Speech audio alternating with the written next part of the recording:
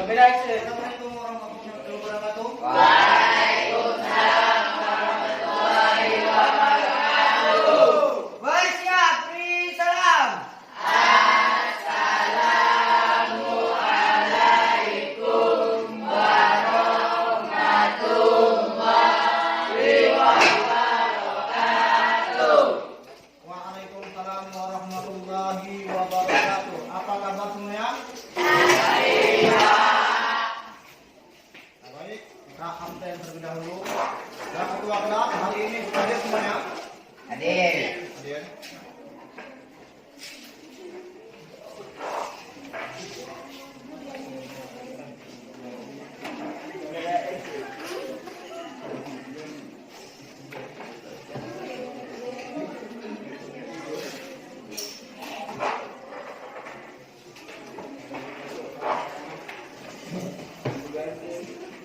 Ya, baik.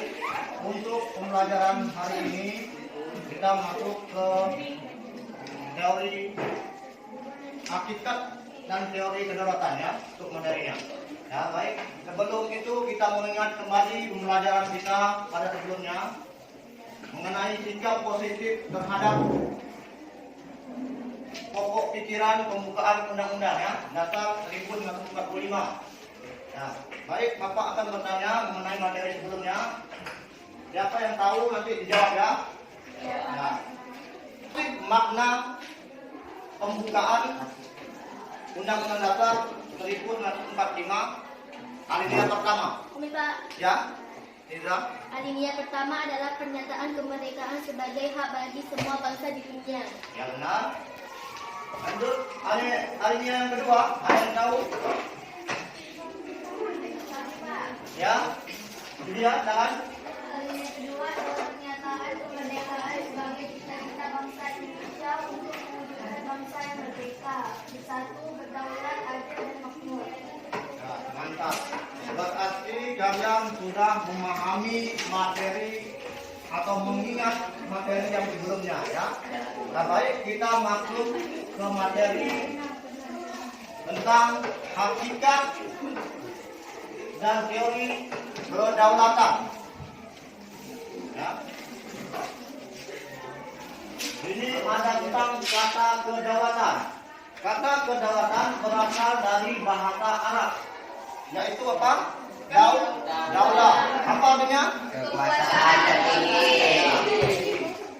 Pengertian kedaulatan itu sendiri merupakan kekuasaan tertinggi untuk membuat undang-undang dan melaksanakannya dengan segala cara yang ada.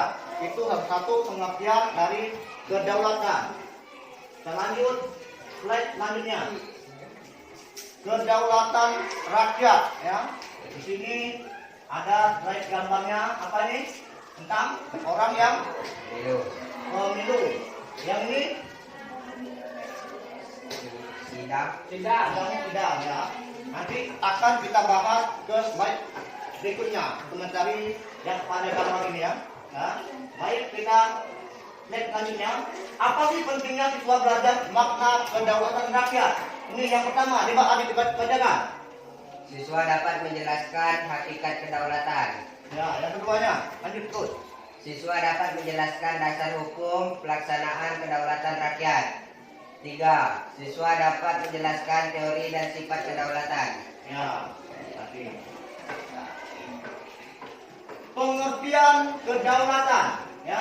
Kedaulatan berarti kekuasaan tertinggi dalam suatu negara, ya. Ini salah satunya gambar, ya. Di Indonesia, kedaulatan terhadap suatu negara berada di tangan Rakyat. rakyat, ya. Untuk memilih orang pemimpin dan untuk membuat peraturan yang berlaku dalam masyarakat ya. Itu. Bentuk-bentuk kedaulatan di sini terbagi menjadi kedua, yaitu kedaulatan ke dalam dan kedaulatan luar. Ya, coba dibaca, Fadri. Kedaulatan ke dalam. Ya, dibaca. Kedaulatan dalam yaitu mengatur negaranya sendiri, artinya segala kepentingan rakyatnya sendiri melalui berbagai lembaga dan peralatan lainnya tanpa campur tangan negara lain. Ya. Ini contoh kedaulatan ke dalam ya. Nah satunya ini gambarnya yang tadi yang pada proses pertama ya. Yang pertama ini orang yang sedang melakukan pemilu. Yang kedua prosesnya itu sidang. Nah ini salah satu contoh kedaulatan ke dalam. Lanjut. Kedaulatan kedua, coba dibaca jadi sedikit. Kedaulatan keluar yaitu negara berhak mengadakan hubungan kerjasama dengan negara lain guna kepentingan bangsa dan negara. Ya. Ini salah satu contoh kedaulatan kedua ya. Ini bekerja sama dengan negara luar ya, negara luar. Pak Presiden kita, Jokowi.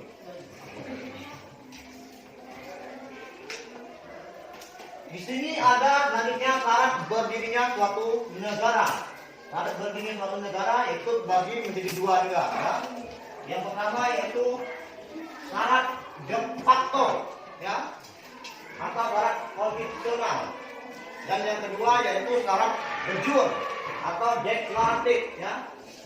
Syarat de facto ini itu salah satunya itu harus memiliki rakyat. Yang kedua harus memiliki wilayah. Yang ketiga adanya pemerintahan yang berdaulat ya, yang menguasai. Sedangkan syarat de jure itu ada satu bagian, yaitu adanya pemerintahan dalam ya dan lainnya. Lanjut. Di sini fungsi konstitusi ya atau de facto. Di sini ada gambar rakyat, pemerintahan yang berdaulat, ada wilayah. Ya.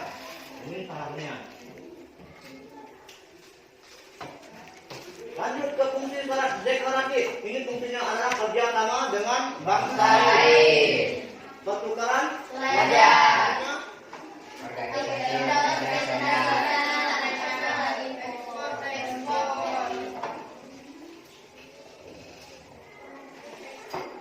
Ini merupakan contoh dari deklaratif, ya, fungsi deklaratif atau de jure.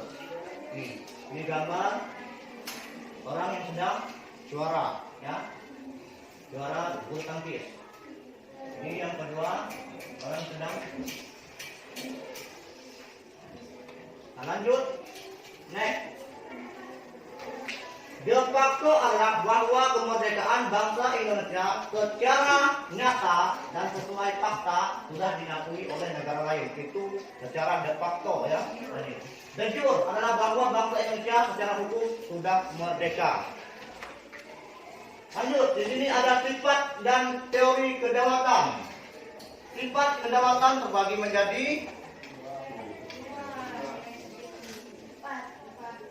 empat. Yang pertama itu permanen, abdi, ulang, dan tatap.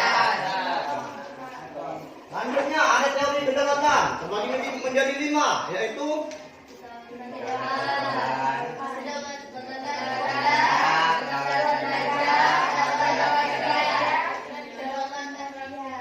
rakyat dan kedaulatan hukum yang terakhir ya.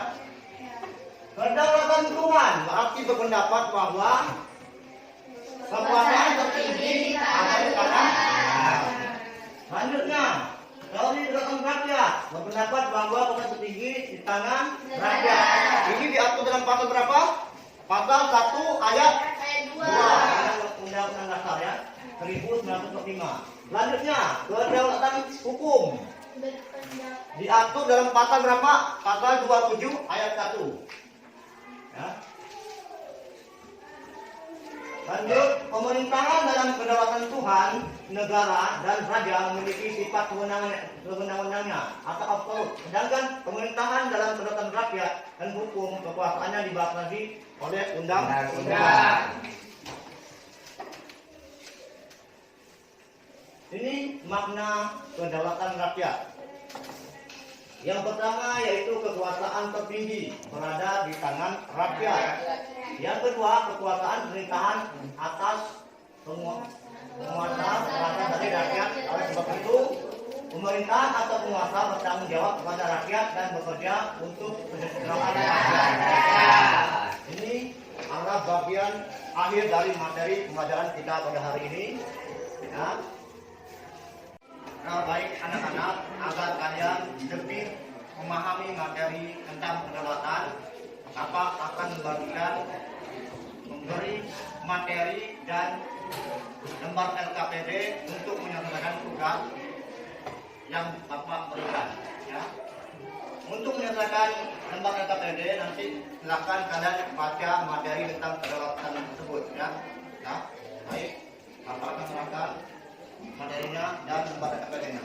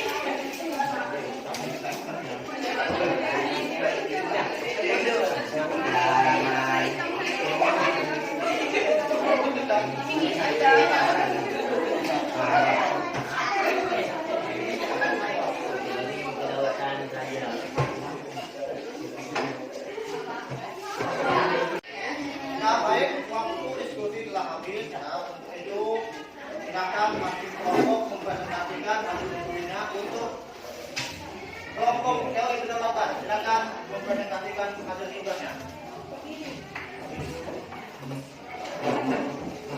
Kami dari kelompok kedaulatan Tuhan, kami akan menjawab pertanyaan beberapa. Apa informasi yang kalian peroleh dari gambar di atas?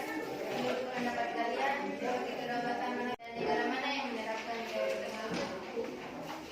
Jawabannya adalah gambar di atas adalah salah satu contoh di mana rakyat mempunyai kekuasaan tertinggi. Ini digambarkan pada gambar 1 dan 2 dan 3.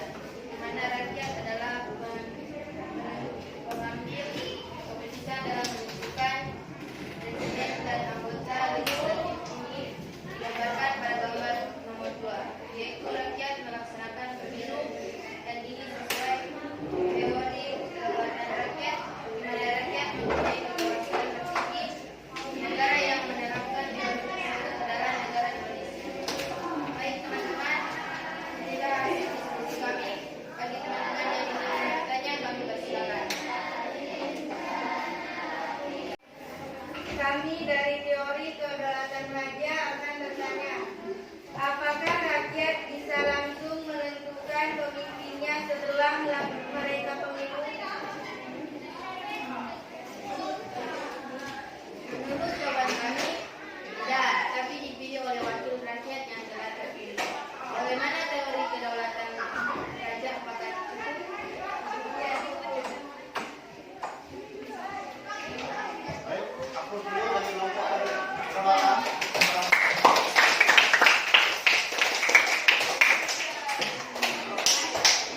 Baik, sekian dari hasil diskusi kalian ya.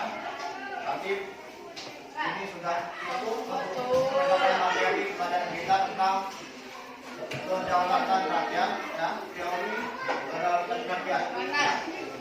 Baik, sebelum menutup hasil pelajaran kita hari ini, Bapak akan menyimpulkan sedikit tentang hakikat dan teori kedaulatan ya. Ini kekuasaan tertinggi itu berada di tangan rakyat, yang pertama ya, berada di tangan rakyat yang diatur dalam pasal 1 ayat 2 Undang-Undang Dasar 1945. Nah, itu kesimpulannya. Dan sebelum kita tutup pembelajaran ini, Bapak ingin bertanya seputar tentang materi tentang kedaulatan. Apa sih itu kedaulatan rakyat? Coba. Ya, Adit katakan. Kedaulatan rakyat adalah pemegang kekuasaan tertinggi dalam kehidupan bermasyarakat dan bernegara. Ya, benar. Jadi Bapak anggap kalian sudah cukup menguasai tentang materi hakikat dan teori kedaulatan ya. Nah, baik, kita tutup pembelajaran ini. Ya, silakan nanti dipelajari untuk materi pertemuan berikutnya yaitu lembaga negara. Ya, untuk silakan berdoa. Silakan.